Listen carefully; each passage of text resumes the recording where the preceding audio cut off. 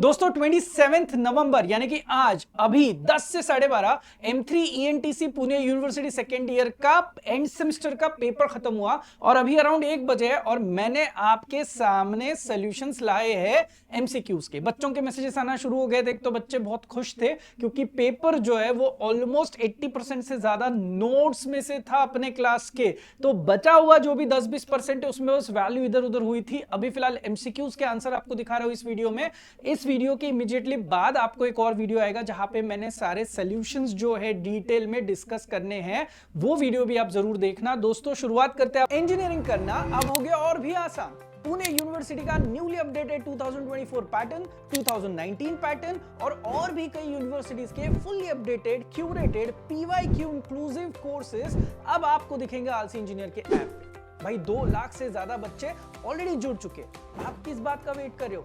जल्दी से join us now, link in the description. Thank you. आप जरूर देख लेना। आपको पूछे थे कुछ सवाल जहां से एमसीक्यू का क्वेश्चन नंबर 1 का पहला ही सवाल आपके मई 2024 का जो पहला सवाल है उसके साथ same to same copy paste आया, आंसर भी वही, ऑप्शन भी वही। तो देखो यार, आपको f of x equal to X square h equal to 2 के लिए delta square f of x के लिए कैलकुलेट करने के लिए आया था। ये फाइनाइट डिफरेंस का है, तो सेकेंड फॉरवर्ड ऑपरेटर जो है उसके ऊपर डील करने के लिए दिया था। तो पहले तो हम लोगों ने सिंगल ऑपरेटर वर्कआउट किया f of x plus h minus f of x, फिर डबल ऑपरेटर ऑपरेट करने के लिए इसके लिए f of x plus h के लिए भी डेल्टा लगेगा और f of x के लिए डेल्टा लगेगा। फिर ये ओपन अप होगा, आगे जाएगा पीछे वाले के साथ, आगे जाएगा पीछे वाले के साथ, तो इस हिसाब से वर्कआउट होगा, सिंप्लीफाई होगा। जहां जहां पे h होगा वहां पे आपका होगा 2 और जहां जहां पे फंक्शन होगा वहां पे आपको करना पड़ेगा स्क्वायर। तो इफ यू सिंप्लीफाई दिस, आपको ओवरऑल आपको सारी सब कुछ वैल्यू कट होकर आंसर कितना दिखाई देता है? 8। प्लीज चेक करना क्या आपका भी आंसर ऑप्शन 4 है। Next question, del of R square log R. बच्चों को कंफ्यूजन होता है, लोगों को लगता है ये बैकवर्ड वाला ऑपरेटर है, तो नहीं भाई, ये आपका वेक्टर डिफरेंशिएशन का सम है। तो ये डेल मतलब कि वेक्टर आइडेंटिटी का मतलब आइडेंटिटी नंबर 6 कौन सी वाली पता है आपको? यहां पे यूज की गई है del of F of R नाम की एक आइडेंटिटी, जिसका आंसर अगर आप देखोगे तो comes out to be F dash of R, R bar by R. में हमेशा क्लास में सिखाते हुए डेरिवेटिव निकालो और चिपकाओ ऐसे सिखाता था, आर बार बाय आर। तो आप देख लेना, सबसे पहले तो इसमें आर बार होना ही चाहिए था, तो आपका ऑप्शन 3 और ऑप्शन 4 तो वैसे ही कट गया।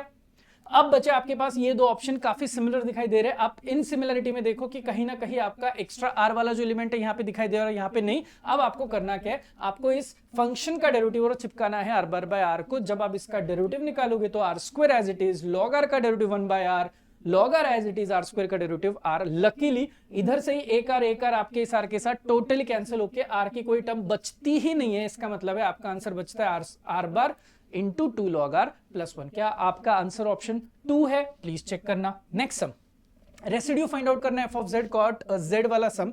ये ऑलरेडी यूनिवर्सिटी आस्ट पूरा सम था 5 मार्क का, उसका एक टुकड़ा पूछा हुआ है। तो भाई ऐसे सम्स के लिए आपको हमेशा एक f1z कंसीडर करना पड़ता है, दैट विल बी आपका न्यूमरेटर, एंड एक f2z कंसीडर करना पड़ता है, दैट विल बी आपका डिनोमिनेटर।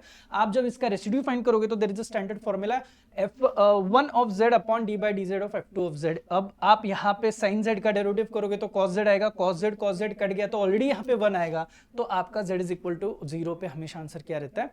1 रहता है। ये सेम सम एग्जाम में आ चुका है, but z is equal to 4 के लिए थ्योरी में आ चुका था, जिसका आंसर 1113 आ रहा था। तो ये ऑलरेडी मैंने सिखाया हुआ था अपने नोट्स में भी और वीडियोस में भी काफी बार बताया हुआ। Next, F bar dot D R बार इंटीग्रल फाइंड करना है, लाइन इंटीग्रल फाइंड करना है। आपको पता है अभी एक्स वाई जेड की वैल्यू टी में दी है, तो ये भी सम आपको एक्स वाई जेड अगर टी में है तो आपको D X D Y D Z पहले निकाल के रखने पड़ेंगे, एंड F1 dx प्लस F2 dy F3 dz is your standard formula. When you put all of them then you have to x की जगह पे वैल्यू, y की जगह पे वैल्यू, z की जगह पे वैल्यू, dx dy dz इन सारे लोगों की जगह पे वैल्यू, एंड देन आप सिंप्लीफाई करोगे, इंटीग्रेट करोगे, तो you will get your answer as to be 1/2 1/2 1/2 comes out to be 3/2। क्या आपका आंसर ऑप्शन 2 आया है? नेक्स्ट, अब तो यार एक मार्क के क्वेश्चन से रंगे कुट्टा का K2 का फॉर्मूला। K2 का फॉर्मूला में आपको भी पता है, मुझे पता है K1 होना ही चाहिए तभी जाके फॉर्मूला वर्क होगा। तो आप खुद मुझे बता देना यहाँ पे K1 कितने ऑप्शंस में? सिर्फ एक ऑप्शन में, ऑप्शन नंबर 3। तो आपका आंसर जो है वो डायरेक्ट यहाँ पे ऑप्शन नंबर 3 आना चाहिए था। ये सबसे बेस्ट क्वेश्चन आपका पोल आपको यहाँ पे फाइंड आउट करना है। पोल फाइंड करने का बेस्ट तरीका आपको पता है, आपको डिनोमिनेटर को क्या करना पड़ता है, 0, इसका मतलब है z इज इक्वल टू -1 तो आएगा ही आएगा, 2 और 4 तो चले गए, बचे 2 ऑप्शंस। अब आपको z स्क्वायर -9 को स्टैंडर्ड फॉर्मूला यूज करना है, z square is equal to 9, z is equal to +-3, इसका मतलब है -1, 3 and -3 are nothing but your pole, यानी कि ऑप्शन नंबर 1। देखो भाई, सारे क्वेश्चंस के मैंने आपको सॉल्यूशंस और ऑप्शंस भी बता दिया। आपके दोस्तों में वीडियो फटाफट शेयर करो, और हाँ, थोड़ी देर में आ रहा है फुल सोल्यूशन वाला वीडियो, जहां पे सारे थियरी क्वेश्चंस के सॉल्यूशंस आपको मिल जाएंगे। होपफुली आपको सब कुछ अच्छे से समझ में आ रहा है और आपको पेपर्स भी अच्छे गए होंगे। आप सभी को आगे आपके जितने सारे पेपर्स हैं उनके लिए all the very best. Tata.